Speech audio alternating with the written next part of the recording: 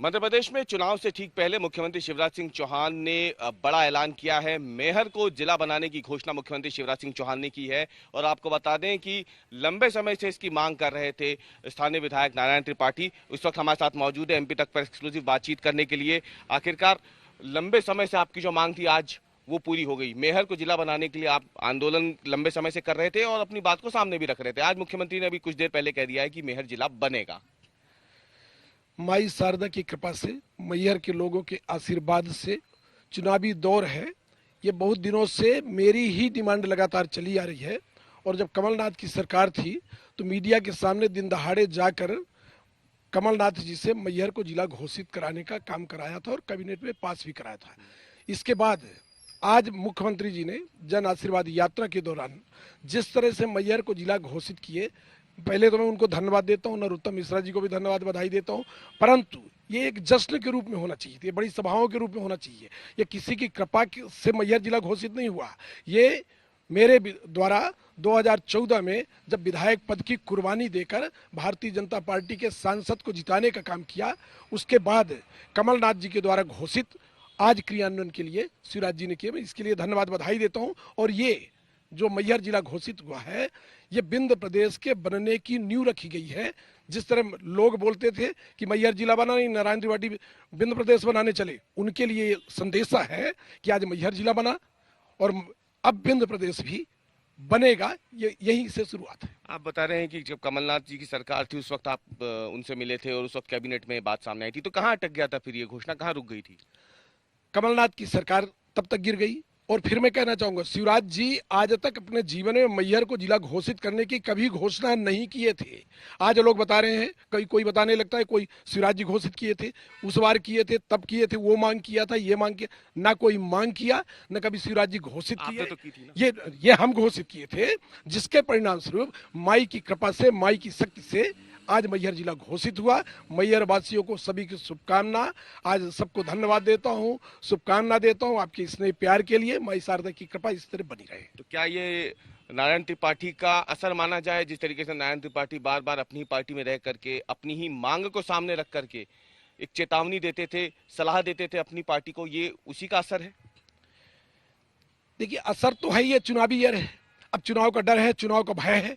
आज पूरे मध्य प्रदेश में जो भारतीय जनता पार्टी सिद्धांत की पार्टी मानी गई, एक संगठन की पार्टी मान गई, पूरे प्रदेश में भारतीय जनता पार्टी के तमाम विधायक, तमाम लोग जिस तरह टूटन हो रही, जिस तरह फूट हो रही है, इसलिए कि ये पार्टी जो है आदर्श विहीन, सिद्धांत विहीन बनती जा रही है। एक से एक लोगों को दरकिनार किया जा रहा है। आज जैसे जन आशीर्वाद यात्रा की शुरुआत है, उस जन आशीर्वाद यात्रा में पहले तो मैं ये बोलूंगा कि वो यात्रा का कोई औचित्य ही नहीं है।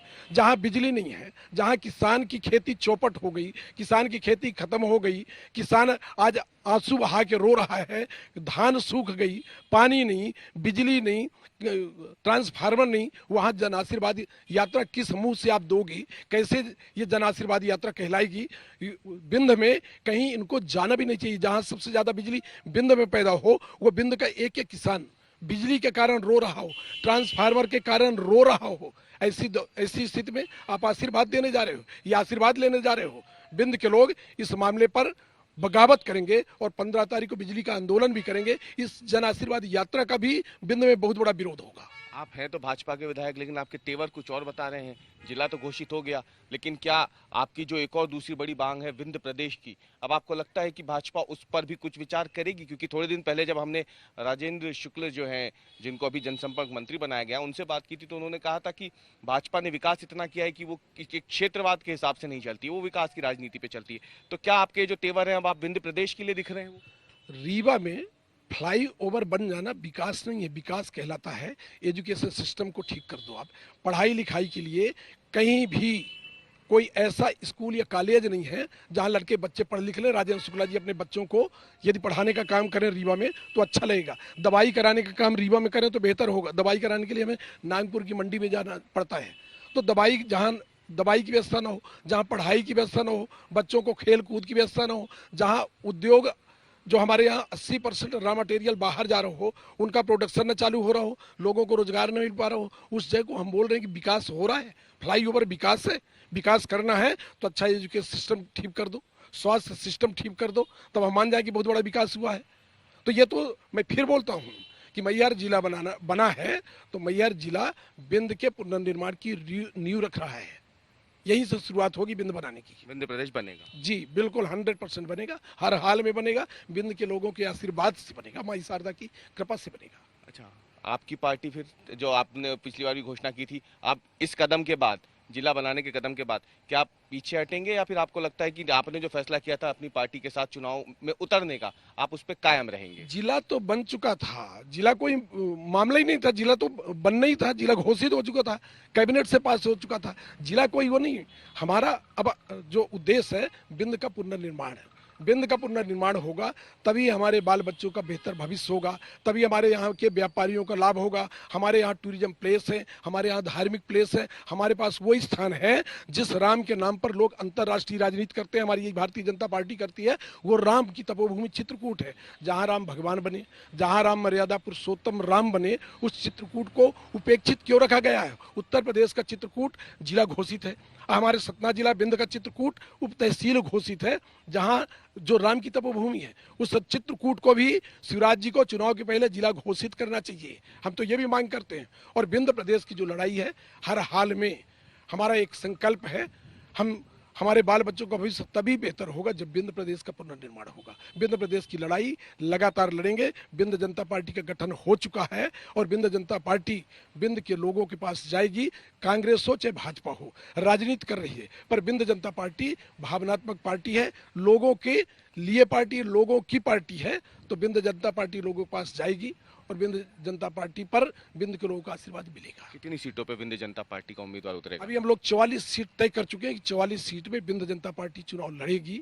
बिंद के लोगों का आशीर्वाद, स्नेह, प्यार इस विषय में जाए और अपने बाल बच्चों का बेहतर भविष्य बनाने का काम करें। एक अंतिम सवाल, आपने इस पूरे इंटरव्यू के दौरान बार बार कहा कि कमलनाथ जी की सरकार में कैबिनेट पे आया था, आपने कैबिनेट में प्रस्ताव पारित करवा दिया था जिला बनाने का। क्या नारायण त्रिपाठी भी दीपक जोशी की राह पर चल सकते हैं? क्या कांग्रेस पार्टी आपके विकल्पों में से एक है? जिस तरीके से नाराजगी आपके मन में है अभी इस वक्त भाजपा की स्थिति को लेकर के, कार्यकर्ताओं की स्थिति को लेकर के? मैं कई बार मीडिया में बोला, मंचों में बोला कि मेरे राजनीतिक गुरु और राजनीतिक आदर्श माननीय मुलायम सिंह यादव जी हैं। इसका मतलब मैं समाजवादी पार्टी में नहीं जा रहा। जो काम करता है उसको मैं धन्यवाद बधाई देता हूँ। कमलनाथ जी के जमाने में उनके कैबिनेट से पास हुआ जिला, तो मैं उनको धन्यवाद बधाई दूंगा, इसलिए मैं उनको धन्यवाद। इसका मतलब ये नहीं होता कि मैं कांग्रेस में चला जा रहा हूँ, मैं समाजवादी पार्टी में चला जा रहा हूँ। मेरा बिंद जनता पार्टी का गठन हो चुका है। मेरा अंतिम लक्ष्य बिंद का पुनर्निर्माण है। मेरा अब जो लक्ष्य है, कोई विधायक बनना, सांसद बनना नहीं रह गया। अब मेरा लक्ष्य सिर्फ एक है कि बिंद का पुनर्निर्माण कैसे हो, और उस लड़ाई को बड़ी बेहतरीन ढंग से लड़ूंगा, उस लड़ाई को अंतिम अंजाम तक ले जाऊंगा और बिंद प्रदेश का पुनर्निर्माण करूंगा। एक आखिरी सवाल बस, कि जन आशीर्वाद यात्राएं निकल रही हैं, आपने भी कहा कि जन आशीर्वाद यात्रा को निकालना नहीं चाहिए, लेकिन हम एक दूसरी बात करते हैं। जन आशीर्वाद यात्रा में कई ऐसे चेहरे हैं जो अब सवाल उठा रहे हैं कि अगर जन आशीर्वाद यात्रा थी तो उन्हें पूछा क्यों नहीं गया। उमा भारती हैं, पूर्व मुख्यमंत्री हैं, 2003 में सरकार लेकर के आई थी। वो कह रही हैं कि मुझे बुलाया नहीं गया, झूठे मन से बुला लेते, कम से कम फोटो ही लगा देते। वो नाराजगी जता रही हैं। और भी कई अन्य नेता हैं। आपकी भी आज मैहर में जन आशीर्वाद यात्रा निकल रही है, गृहमंत्री नरोत्तम मिश्रा वहीं पर मौजूद हैं, लेकिन आप भोपाल में हैं। भारतीय जनता पार्टी सिद्धांत विहीन पार्टी हो गई। अटल बिहारी वाजपेयी जी एक सीट के कारण प्रधानमंत्री पद छोड़ दिए थे। भूल तो गए अटल बिहारी वाजपेयी जी को, भूल तो गए मुरली मनोहर जोशी जी को। उमा जी बेचारी जो मध्य प्रदेश में दिलेरी के साथ 2003 में भारतीय जनता पार्टी को सरकार बनाकर एक राह दे दी, उस उमा भारती जी को भूल गया। तो ये तो सबको भूल गए, किसी को देख नहीं रहे। तो नारायण त्रिपाठी को तो बागी बना दिया गया। नारायण त्रिपाठी यदि बिंद के पुनर्निर्माण की बात करता है तो नारायण त्रिपाठी बागी है।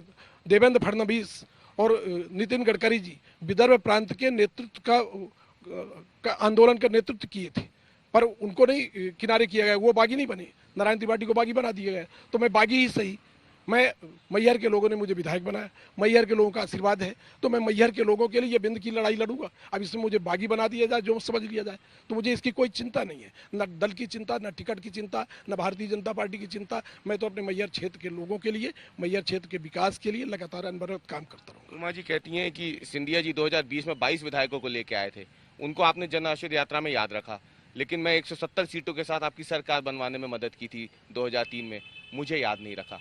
क्या ऐसा हो रहा है कि बाद में जो आए हैं उनको ज्यादा तवज्जो दी जा रही है, जो अपने हैं उन्हें इग्नोर किया जा रहा है, नजरअंदाज किया जा रहा है? आपको ऐसा लगता है क्या भाजपा में ऐसा हो रहा है?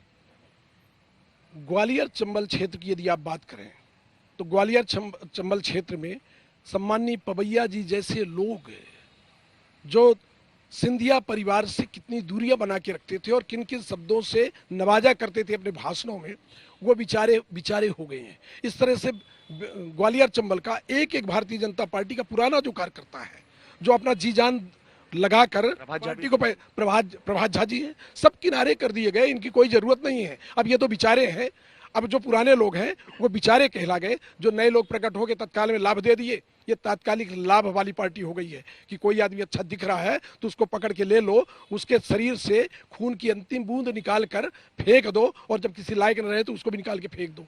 तो जो हाल उन सब का हुआ है, वो हाल जिनका भी नाम ले रहे हैं उन सब का भी वही हाल होना है। बहुत बहुत धन्यवाद बात करने के लिए। ये थे नारायण त्रिपाठी, जिन्होंने एमपी तक से खास बातचीत की है। खास तौर से इनकी बड़ी जीत माना जाएगा। मेहर को जिला बनाने की बात इन्होंने की थी, लेकिन अब इन्होंने कह दिया है कि फिलहाल ये जो लड़ाई है ये यहीं खत्म नहीं होगी। अभी विंध्य प्रदेश बनाने की मांग जो है उसे लेकर के विंध्य जनता पार्टी जो इन्होंने बनाई है वो आगामी विधानसभा चुनाव में ताल ठोकने जा रही है। कैमरामैन अमरीश के साथ भोपाल से एमपी तक के लिए मैं रवीश पाल सिंह।